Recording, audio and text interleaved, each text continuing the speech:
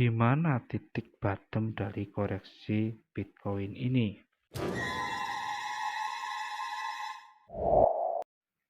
Assalamualaikum warahmatullahi wabarakatuh. Apa kabar teman-teman? Semoga dalam keadaan sehat. Dengan Akai di sini, kali ini kita akan membahas seputar pergerakan market kripto, terutama Bitcoin. Pada saat video ini dibuat berdasarkan aplikasi CoinMarketCap, kapitalisasi market kripto berada di 2,76 triliun US dollar atau sempat mengalami kenaikan 0,60%. Sejalan dengan indeks Fear and Greed berada di angka 22. Saat ini Bitcoin diperdagangkan di kisaran 84,3 ribu US dollar. Di tengah tarik ulur kebijakan tarif yang diterapkan oleh Presiden Donald Trump, summit yang telah diselenggarakan oleh Presiden Donald Trump di White House yang dihadiri oleh para petinggi-petinggi kripto di US pun tidak sesuai dengan ekspektasi para pelaku pasar kripto, karena Donald Trump hanya memposisikan Bitcoin sitaan menjadi strategic reserve Amerika Serikat. Rencana Undang-Undang Bitcoin Act yang telah dicetuskan oleh Senator Cynthia Lummis pun belum berdampak secara signifikan.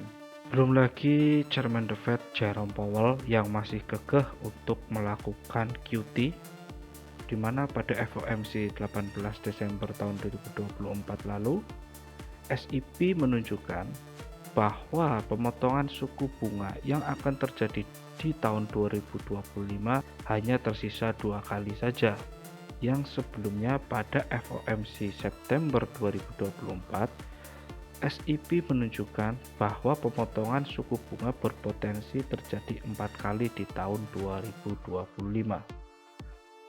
Hal tersebut tentu saja membuat ketidakpastian di market, dan terbukti banyaknya aset kelas yang mengalami koreksi, dan tidak luput dari hal tersebut adalah Bitcoin itu sendiri. Baik teman-teman, singkirkan dulu hal-hal di atas, mari kita coba lakukan pendekatan untuk melihat pergerakan Bitcoin dari sisi teknikal. Ini adalah chart Bitcoin Weekly yang sudah saya sematkan pola yang sangat terkenal, yaitu pola Elliott Wave.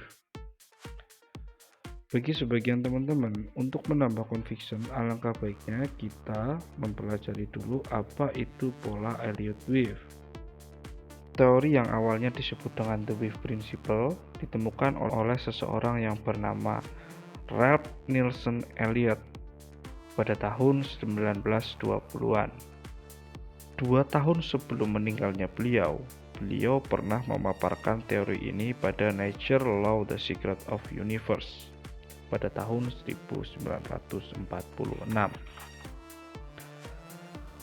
Elliott berpendapat bahwa karena manusia mempunyai perasaan atau emosi yang sama terhadap situasi maupun kondisi, maka reaksi mereka juga akan selalu sama terhadap keadaan itu.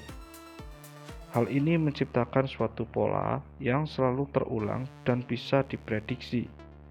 Pola yang dimaksud mengandung transisi emosi, optimis ke pesimis, ataupun dari fear ke greed.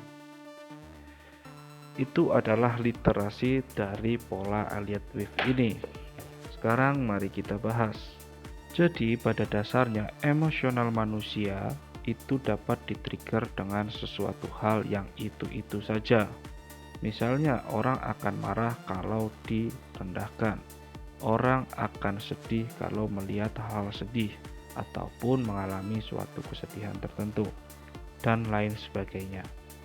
Elliott mengemukakan bahwa pergerakan harga di pasar terbentang dalam ritme utama, yaitu 5 wave atau ayunan pada tren yang sedang berjalan, dan 3 wave pada arah yang berlawanan. 3 wave atau bisa kita sebut A, B,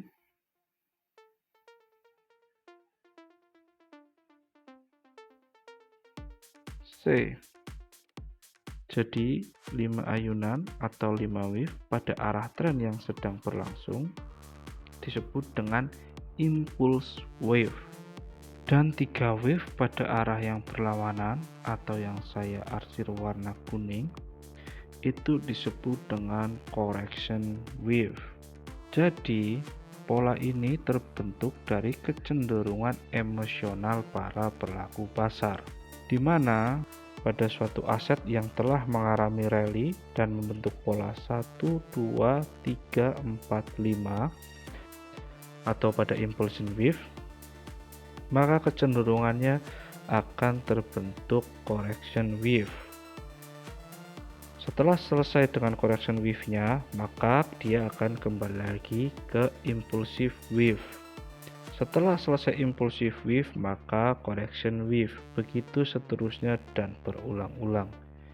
Itulah esensi dari teori Elliott wave ini. Baik, jika sudah ada gambaran buat teman-teman, semoga itu dapat menambah conviction teman-teman terhadap teori ini. Setelah teori tersebut diterapkan pada chart Bitcoin pada time frame weekly, hasilnya seperti ini. Jadi semenjak Desember tahun 2022, Bitcoin terus mengalami kenaikannya hingga pada Desember 2024 sampai menjelang awal tahun 2025. Jika analisa ini benar, maka pada saat Bitcoin menyentuh harga 109.000, itu adalah puncak kelima dari pola Elliott wave ini, di mana setelah terbentuk wave kelima, maka kecenderungan aset tersebut akan mengalami koreksi. Dan ini sesuai dengan chart Bitcoin pada time frame weekly, di mana sekarang Bitcoin memasuki fase correction wave. Dan lagi-lagi, jika analisa ini benar, saat Bitcoin menyentuh harga 77 ribuan, maka itulah wave correction yang pertama dari 3 wave yang akan terbentuk. Setelah ini harusnya Bitcoin akan kembali mengalami bouncing untuk membentuk puncak B, dan setelah itu akan mengalami koreksi kembali menuju lembah C. Setelah ini selesai, maka akan kembali lagi ke pola yang awal, yaitu masuk lagi ke impulsive wave 1, 2, 3, 4, 5, kemudian koreksi kembali lagi ke pola 1, 2, 3, 4, 5, koreksi kembali, begitu seterusnya. Kita sama-sama berharap semoga pola tersebut bisa terbentuk sebelum memasuki fase bear marketnya dari siklus Bitcoin pada cycle kali ini. Walaupun kebijakan dari perang tarif Donald Trump masih tarik ulur terus-menerus, tetapi terjadi sedikit perbaikan pada indikator-indikator ekonomi yang akan mempengaruhi kebijakan The Fed. Pertanyaannya adalah, di mana titik bottom dari koreksi Bitcoin ini? Untuk menjawab pertanyaan itu, kembali saya perkenalkan lagi satu tokoh bernama Charles Dow. Charles Dow dahulunya adalah seorang jurnalis Wall Street.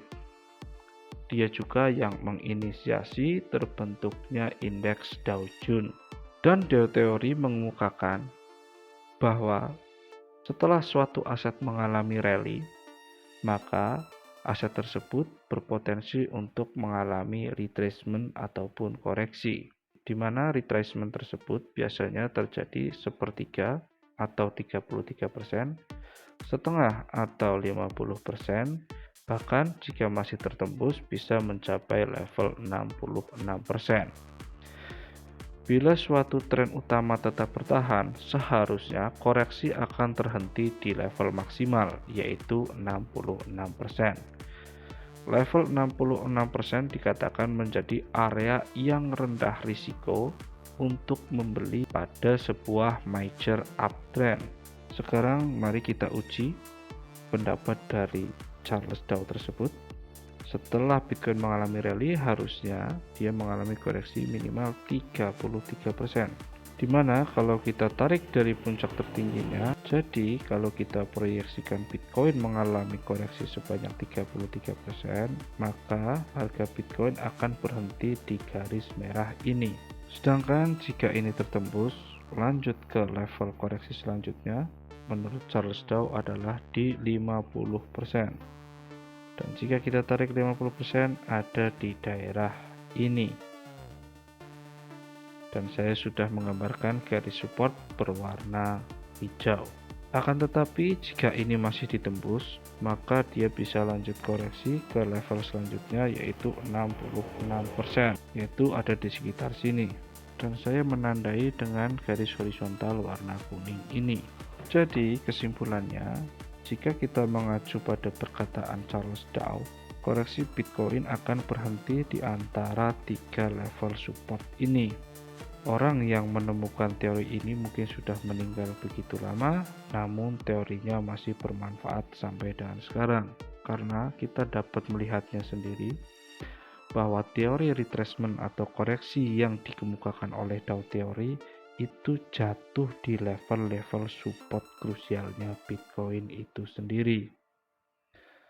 Nah, untuk teman-teman, mari kita lihat ke depan pergerakan Bitcoin seperti apa. Jika analisa ini benar, maka perhatikan saat harga Bitcoin menyentuh support-support yang sudah saya gambarkan tadi, yang mungkin saja bisa dikunjungi oleh Bitcoin sebelum Bitcoin melanjutkan kenaikannya kembali. Selama Bitcoin tidak menembus resisten yang berwarna biru atau yang disebut dengan major trend, maka Bitcoin tetap dalam fase uptrendnya.